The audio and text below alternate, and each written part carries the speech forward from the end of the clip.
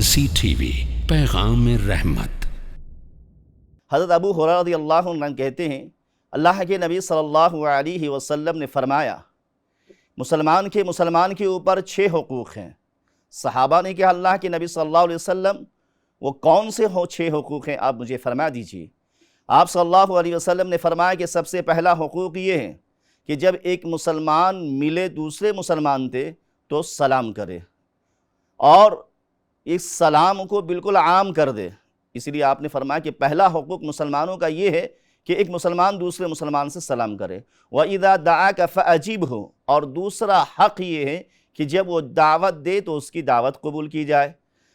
اللہ کے نبی صلی اللہ علیہ وسلم تیسرا حق فرماتے ہیں وَإِذَا اسْتَنصَحَكَ فَانصَحْ لَهُ، اگر آپ کے ساتھ وہ خیر خواہی طلب کرتا ہے تو آپ اس کی خیر خواہی کیجئے، اس کے ساتھ بھلائی کیجئے۔ وَإِذَا عَطَسَ فَحَمِدَ اللَّهُ فَسَمِّتْهُ، اور چوتھا حق یہ ہے کہ آپ صلی اللہ علیہ وسلم نے فرمایا کہ جب کوئی مسلمان چھینک کرتا ہے اور وہ الحمدللہ پڑھتا ہے تو آپ اس کے جواب میں یرحمکم اللہ کہہ دو، یعنی اس کو جواب دو۔ پانچواں حق یہ وَإِذَا مَرِضَ فَعُدْهُ، جب کوئی مسلمان بھائی ہمارا مریض ہو جائے، بیمار ہو جائے تو آپ اس کی عیادت کیجئے۔ یہ ایک مسلمان کے اوپر دوسرے مسلمان کے یہ 5واں حقوق ہے کہ آپ مریض کی عیادت کیجئے۔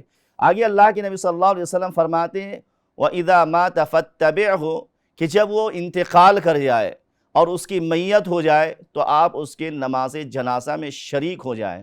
سامعین کرام، اس حدیث میں اللہ کے نبی صلی اللہ علیہ وسلم نے ایک مسلمان کے دوسرے مسلمان پر 6 حقوق عائد کر دیے ہیں، لہذا مسلمانوں کو چاہیے کہ ایک مسلمان دوسرے مسلمانوں کے ساتھ یہ حقوق کا معاملہ پیش کرے اور اس کے حقوق کی تلفی نہ کرے۔